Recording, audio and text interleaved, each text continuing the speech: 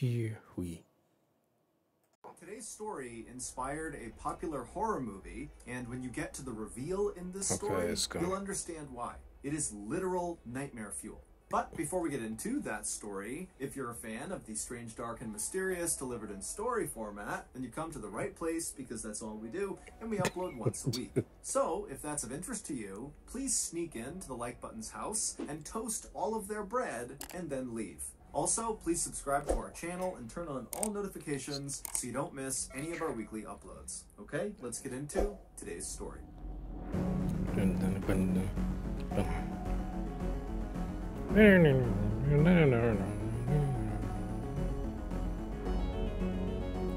This movie had me scared all the way to One day in early adulthood. January of 1987, a very strange 52-year-old woman named Ruthie Mae McCoy walked out of her 11th floor apartment in Chicago, Illinois. Today was the day that Ruthie was going to be doing one of her self-appointed those projects? Ruthie was quite tall, and this I forget the name of it. I only went to those projects once in my life. When I was a kid, my dad took me over there to visit a friend of his. She was carrying. And as Ruthie marched down the hallway, she began jiggling each of her neighbor's doorknobs to see if they were unlocked.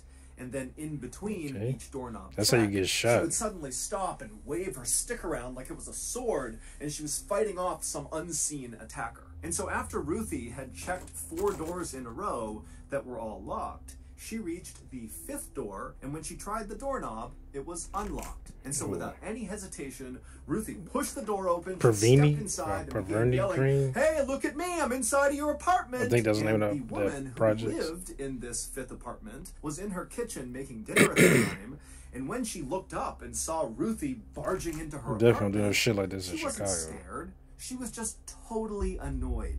She rolled her eyes and then began yelling at Ruthie to get out now. But, as always, Ruthie didn't listen. And before long, Ruthie had moved from the doorframe into the apartment, into the kitchen, where she was waving her stick around wildly and berating this young woman for leaving her front door unlocked in this very dangerous apartment building. The young woman yelled at Ruthie a few more times to try to get her to she had a leave, point.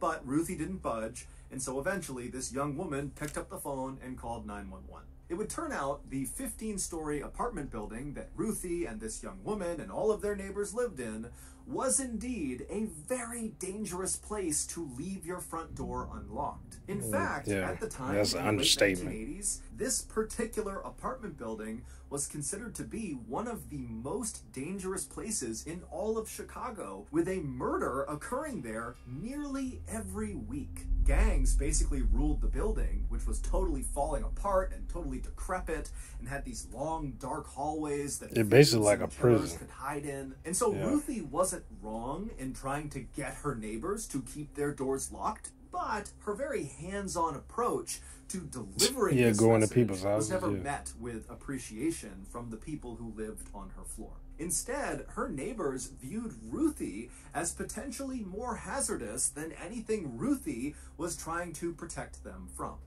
However, in reality, Ruthie was not a threat to her neighbors. She was just totally mentally unstable and basically afraid of everything. For example, whenever Ruthie got mail, she would just assume that it was terrible news and most likely about someone coming to take all of her money. And when Ruthie was out in public, which was quite rare, she was so scared of strangers that whenever she passed them, she would just yell out obscenities at them to keep them away. And then also, when Ruthie was in public, she never ate because she was afraid strangers were going to literally run up and take her food.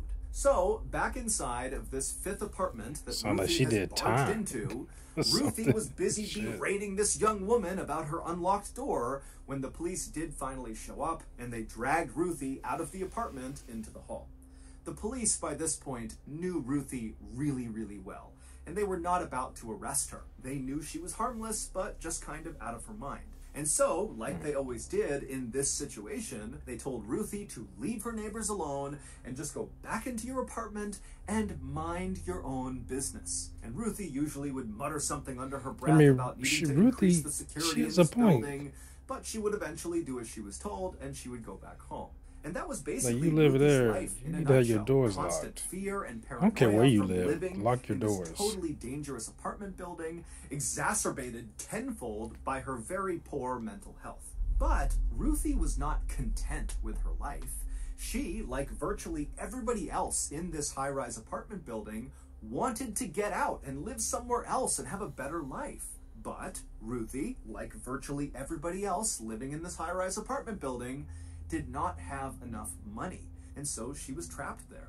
But then, in February of That's the way it 1987, goes. so 1 month after busting into that woman's apartment, Ruthie got incredible news. She had recently begun going to a day program for psychiatric care at a local hospital, and the staff there had really taken a liking to her, and they were going above and beyond trying to help Ruthie kind of get her life together beyond just her mental health. And so one of the things they were doing with her was helping her apply for various government programs like disability payments. And so that month, in February, Oh, don't Ruthie tell me somebody found out that she application getting they money. had sent off for her was approved, and so And they gonna, Ruthie like, was beat her entitled up or to something to take her disability money. payments, which meant Accident right killing away her. she would get a check for $2,000, and then every month going forward indefinitely she would get a payment. It wouldn't be $2,000, but it would be a lot of money. Ruthie was beside herself. She could not believe her luck.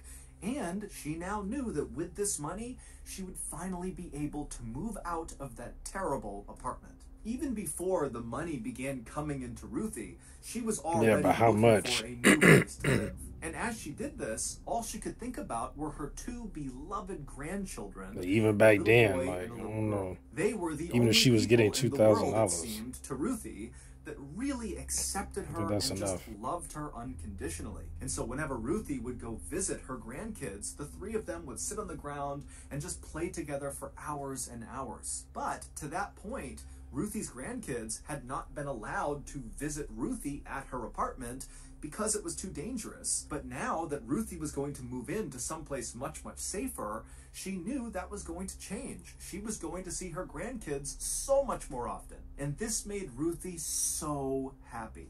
And this newfound happiness inside of Ruthie Anytime somebody really motivated her to start looking at other things start getting aspects of her happy, life like better and for a see if she person, could improve them. it's And about to so, crash. as Ruthie is doing this new apartment search, she began taking classes to finally get her high school degree. She began picking up these old art projects she had kind of blown off. And also, most importantly to this story, she really began leaning into her religion, something she had not been doing for a long time. Specifically, she began tuning in to these very animated preachers that she would find on TV. And when she really liked one of them, she would write them a letter, and in this letter, she would praise that's them the for their worst sermons thing. and how You could be incredible they religious, were, but not and she tuning would ask into them those to type of bless preachers. her with miracles. And these miracles were often just centered on her health. She wanted to look and feel young again. And some of these TV preachers, who were actually just running scams, would write back to Ruthie and say, "Of course we can bless you with your miracles. As long as you But give us first, money." Send us some money." And so, when Ruthie's disability payments began coming in, even though she needed to save every penny to be able Ruthie. to afford moving out to start this beautiful new life with her grandkids, she still found a way to set aside some of that money and sent it off to these TV preachers. And soon, these preachers were sending things back to Ruthie. Things like a blessed piece of wood for her to sleep on, or bottles of water said to be from the holy river Jordan. These spiritual items were often accompanied with a letter from these preachers telling Ruthie that in order for them to fulfill her miracles request, she would need to keep these spiritual items close to her and also send us some more money. And so Ruthie did as she was told, and after sending off all this money, she Just would keep that money excitedly coming wait in. inside of her apartment for her miracles to come true. And while she waited, she began tacking up all these newspaper articles all over her apartment of these people who miracles had happened to them, that supposedly God had fixed their teeth or eradicated a tumor in their brain or cured them of cancer.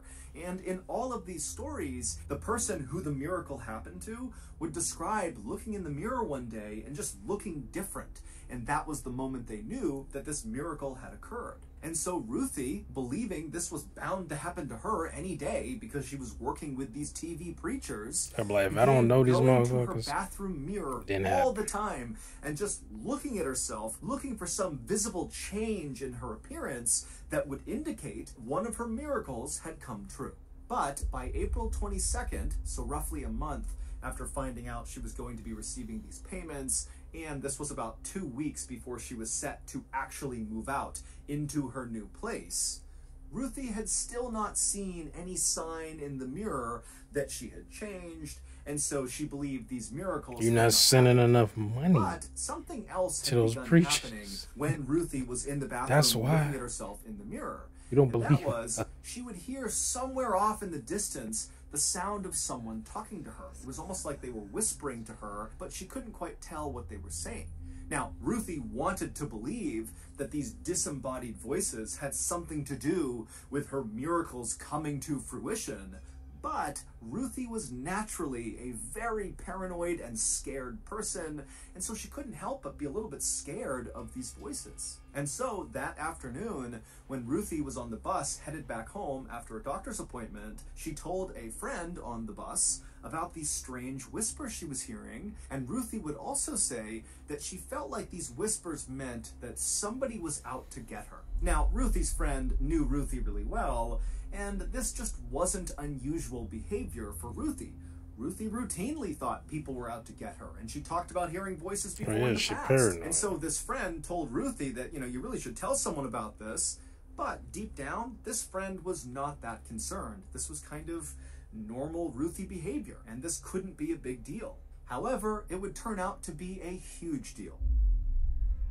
They probably should have been paying to get therapy. Today's video is sponsored by this type of medication. As many of you may have already heard, our beloved swearatawalrus.com is now officially off the internet. There was no better way to let off steam after a long, hard day than to sit down and see a stupid old walleye face I'm surprised back at you that on a Zoom call and just letting the obscenities fly. I'm surprised that me and old Lung But don't worry, me and old Lung found an alternative stress reliever. Her family didn't try to help her out. The website is they know that she has beatupaleprechaun.com, and as the name implies, it allows you to finally lay a smackdown on those crafty little monsters. All you gotta do is log into their website, go to their leprechaun radar screen, and the second you see one of those little weasels pop up nearby, it's time to suck down some fight milk and go to work. Old Lung and I quickly became addicted to this service, taking down 1, 2, 10, 50,000 ornery leppies in a given week.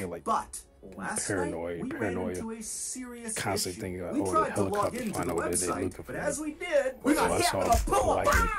That's suburban. And as we laid on the ground, struggling to survive this pull onslaught, the leppies outside heard us struggling to survive. But you don't want to be, just brush off their concerns, because then sometimes they get ready to rolled over in pain, and he croaked out, "Papa, devi iscriverti a NordVPN," which of course in Italian means, "Dad, you need to get NordVPN." And boy, was old Lung right. A VPN, or virtual private network, is a service that keeps you safe while browsing the internet. And NordVPN is the brand name in the VPN space. Not only will NordVPN keep your data safely behind their wall of next-generation encryption, but also, most importantly, through their latest feature, threat protection, they will block those horrific pullas that lead to leprechaun-led thrashings. So, if you're like me and old Lung, and you'd rather beat up a leprechaun than have a leprechaun beat you up, then you need to sign up for NordVPN today. Right now, NordVPN is celebrating their birthday, and so as a result, they are offering you all a special deal. You can get a 2-year plan at a massive discount, plus at least 4 months or up to 1 year of service for free when you go to nordvpn.com/MrBalling. And it's risk-free with Nord's 30-day money-back guarantee. That's nordvpn.com/MrBalling, or click the link in the description below. Okay, back to the story. I'm like, hold on to a lot of different stuff. That night, around 8:45 p.m., when Ruthie was back home at her apartment, She called That newspaper 911. still And when the in dispatcher existence. answered her call, Ruthie was in a total panic, and she was talking about something to do with the cabinets and with her bathroom and how her neighbors Wasn't this wanted that to she use had her like a whole bathroom, apartment and behind the her dispatcher just did wall? not understand. And they tried to ask Ruthie some clarifying questions, but Ruthie just could not put together a coherent sentence. And so the dispatcher told Ruthie that they would send police over right away. And then afterwards, the dispatcher would put out to the officers in the area that, hey, Ruthie McCoy seems to be having some sort of argument with her neighbors over cabinets. I don't really know, but someone needs to go check it out. Well, let me guess, they took their time. When the officers got that call, they were not quick to respond. They knew Ruthie. They knew that this was likely they get nonsense. complacent. But 15 minutes after Ruthie called 911, 911 got another call from somebody else inside of Ruthie's apartment building, and they were calling to report hearing loud noises coming from inside of Ruthie's apartment. And so at this, the police did act quickly. They rushed over to the apartment building. They went to the 11th floor. They went to Ruthie's door, and they began pounding on her door because it was locked. But Ruthie didn't come to the door, and it was totally silent inside of her apartment. And so at some point, the police called back to dispatch and asked them to call Ruthie on the phone she had just used 15 minutes earlier to call 911. And so these police officers are standing right outside of Ruthie's door, and they're listening to the sound of Ruthie's phone ringing inside of her house, but Ruthie didn't answer it. And again, the apartment stayed totally quiet. And so the responding officers turned around and began walking down the hall and knocking on other people's doors and began asking them, hey, did you hear any loud sounds coming out of Ruthie's apartment? And everybody said no. And so the police eventually just Who called the police? And left, despite not seeing Ruthie. No, they should have got somebody to open the door. What's going on inside of her apartment.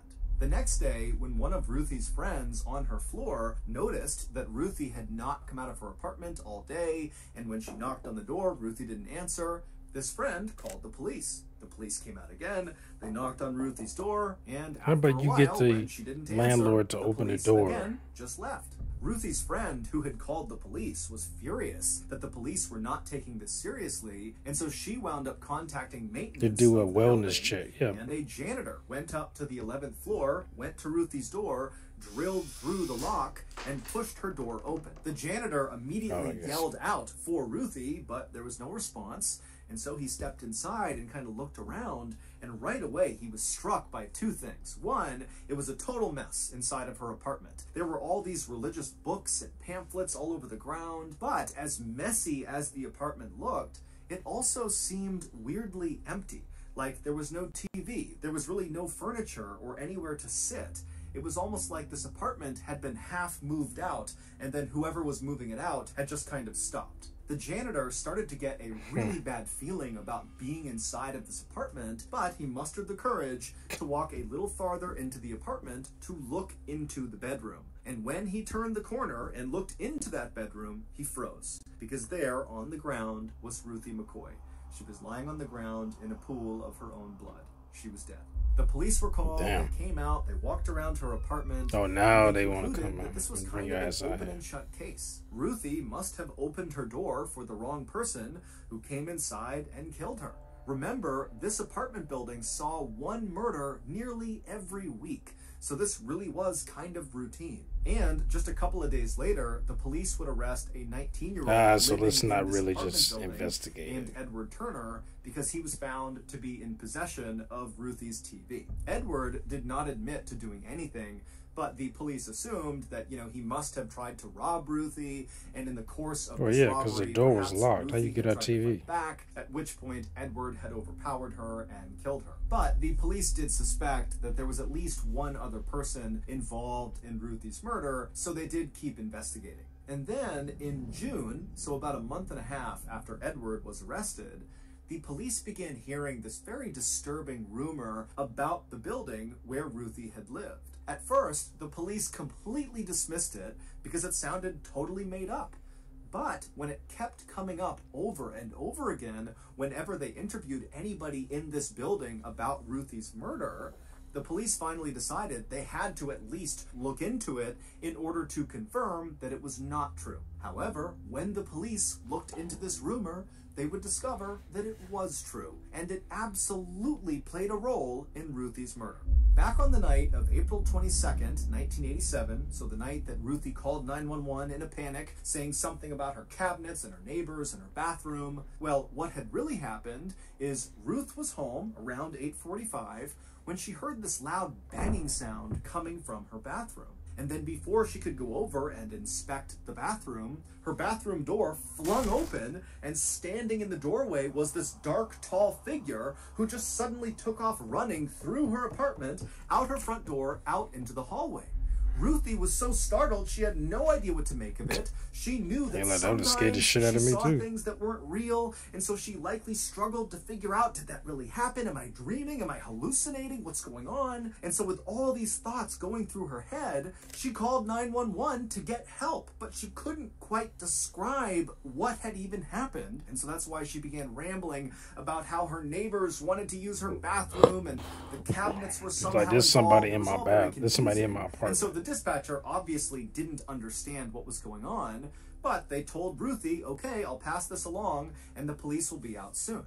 And so as Ruthie is waiting for the police to show up, she wanders over to the bathroom where this dark figure has appeared, and she walks inside and she looks at where her mirror had been above her sink. The mirror that she had spent so many hours looking into, hoping for signs of a miracle, and the mirror was gone. And in its place was this big dark hole on the wall, almost like an entrance to a dark tunnel. And as Ruthie is staring at this void, she sees these two dark hands emerge from underneath that come out of the hole and grip onto her sink.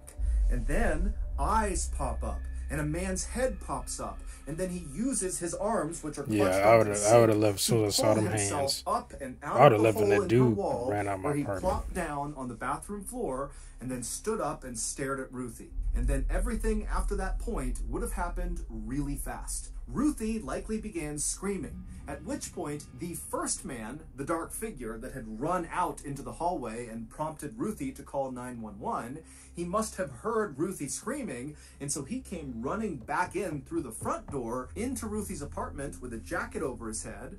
And then at some point, he or the other man who had come out of the hole in the wall yelled at Ruthie to get down on the ground. Maybe she didn't comply, maybe she did, but after that, 4 gunshots rang out. All 4 shots hit Ruthie. However, these 4 shots did not kill Ruthie right away.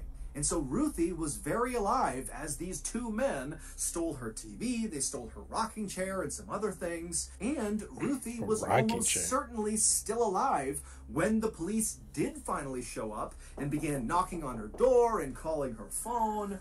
But she was bleeding to death. She couldn't move, she couldn't make a sound, but the police just abandoned her, at which point she did die. It would turn out that disturbing rumor that the police heard about this apartment building was that apparently people in this building had learned that you could pull off your mirror inside of your bathroom and literally climb into the walls. And from that point, you could basically wander all over this building and then punch other people's mirrors in their bathrooms in, and then climb through that hole and do whatever you wanted to the people inside. Yeah, I didn't remember the story so when quite Ruthie like this. began hearing those whispers when she was in her bathroom looking at the mirror hoping for a miracle, those were the sounds of thieves and killers and criminals slinking about her wall. Detectives speculated that the 2 men who killed Ruthie likely found out about her disability payments and decided to rob her. However, the 2 men that police arrested, the 19-year-old Edward Turner, who was found in possession of her TV, and this other man who was also arrested, were ultimately acquitted because there were so many people crawling through the walls all day and night inside of this building that there was no way to prove that those 2 were the ones who actually went in. Damn, it's just a network of criminals. To this day, no one else has ever been charged with Ruthie's murder. What happened to Ruthie became the basis for the very popular horror movie called The Candyman, starring Tony Todd. It took some so that's going to do it. If you got something out of today's episode, creative liberties. Done this already, please sneak into the like button's house, toast all of their like bread, a lot less, and then leave. Also, please subscribe to our channel and turn a on lot all less notifications bees. so you don't miss any of our weekly uploads. We have a podcast called the Mr. Ballin Podcast that puts out brand new exclusive content on Mondays, and on Thursdays we put... Hope you enjoyed my reaction. One of you did, make sure to hit that thumbs up button down below. Make sure to subscribe if you're new here. Hit that bell if you want me to notify when I upload new videos. Comment down below. Share this video. I'll see y'all next time. Peace.